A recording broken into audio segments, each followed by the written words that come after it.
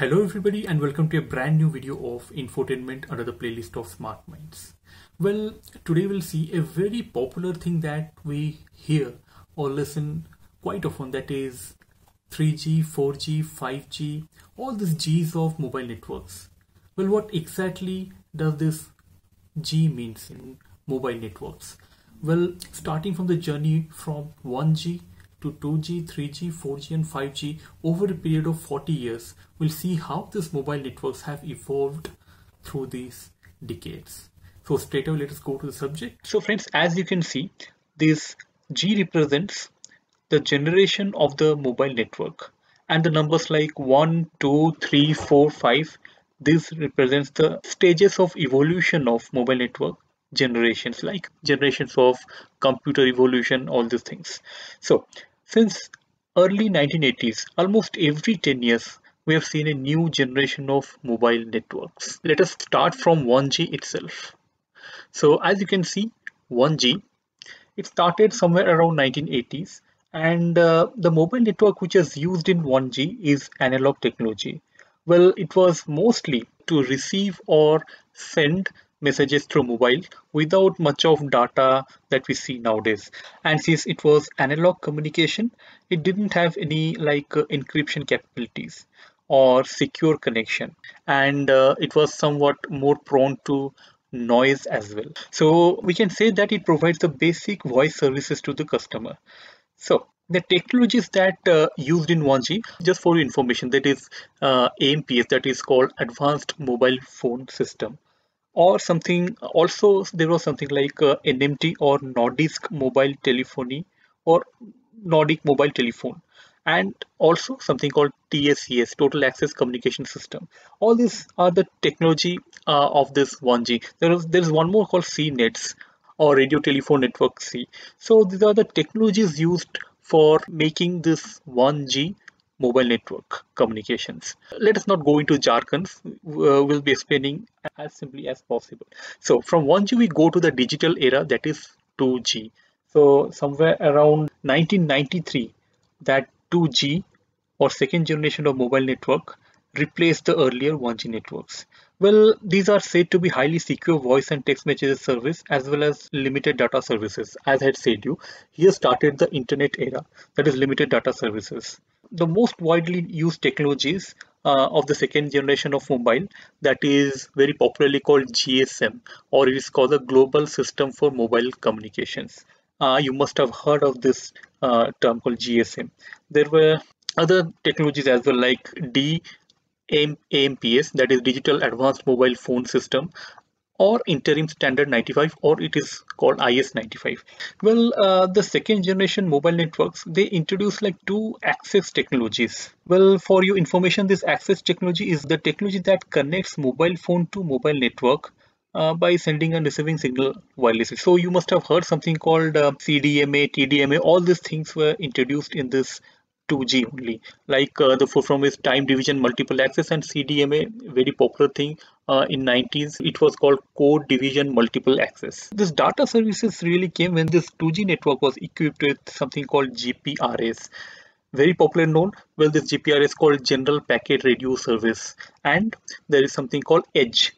You must have seen that our network changed to GPRS or Edge in the early 2000s or late 90s. These are the full forms, or these are the technology that is used to enable the data services in 2G networks. Highest speed of IS-95, this technology was like something around 14 kbps, 95B is 115 kbps. So our 2G networks were giving a speed of around 115 to like 14 kbps in those times. And the main uses of 2G technologies was like having voice calls or short SMS or short messages to the other receiver. So this is what we got in 2G. As you can remember, the late 90s or 2000s, the people who are using this mobile, they would be experiencing this kind of terms or this kind of speed or usages. So from 2G, we'll move to 3G now. So in 3G, that is called the third generation of mobile network. It was almost introduced in the year around 2001, and it was based on one technology which you can relate now also, that is called Universal Mobile Telecommunication System, or UMTS, CDMA 2000. Mostly this UMTS was used for migrating GSM networks to 3G, and the CDMA 2000 was the technology, 3G technologies for IS95 or DAMPS that we had discussed in 2G.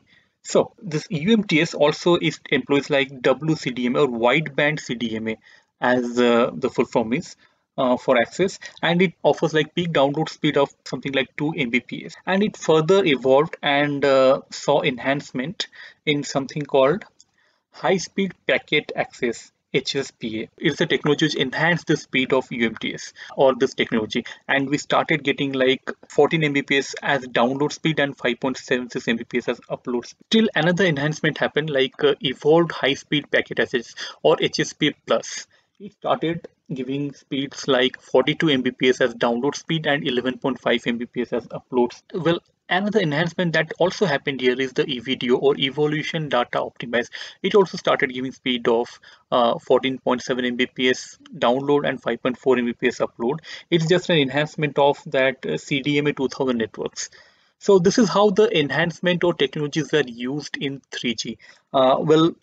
Most of our subscriber or audience could quite relate with this 3G technology, as we have used it quite extensively during 2000s, and even personally I used it before Geo 4G really came into market. Before that I was using only 3G, and all these things came up or were used, this kind of technology were used in 3G only.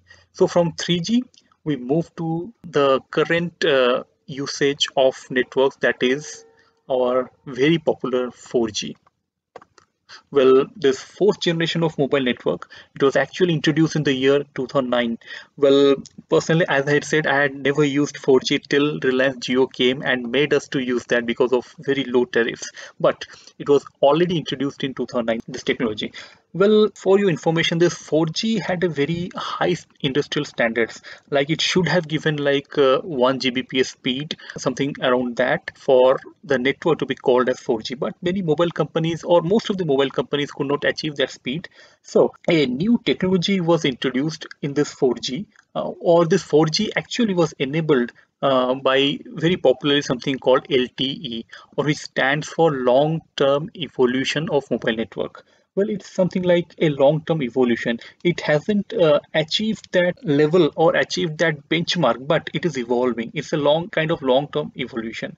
Well, some other technology were also used, like WiMAX, or worldwide interoperability, or microwave access.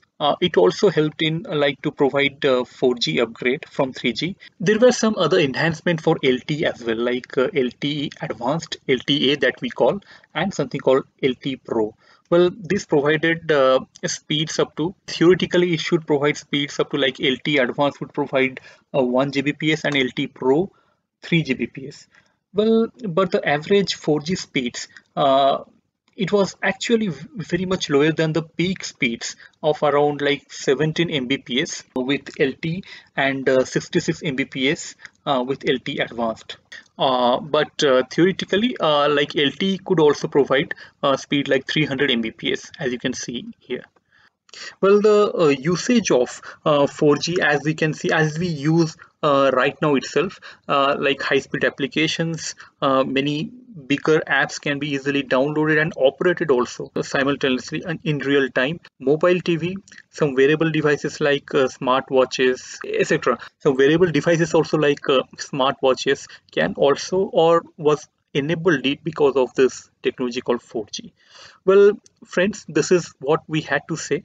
But from 4G, as we are using right now, we have come to, or many developing nations have also started using 5G. Already we have phones like OnePlus 8, OnePlus 8T, which has 5G technologies incorporated into their chipset or phone.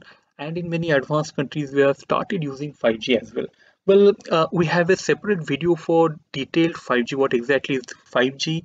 Well, 5G is the word now everybody is thinking of. What exactly that means, we have a completely separate video in detail. Here, just a little bit brushing up of this technology. Well, it was introduced in 2018, like 2 years back. and it uses something called new radio, or NR in short, and it should, in theory, it should give like a peak speed of 10 Gbps, 10 gigabits per second. It's very high.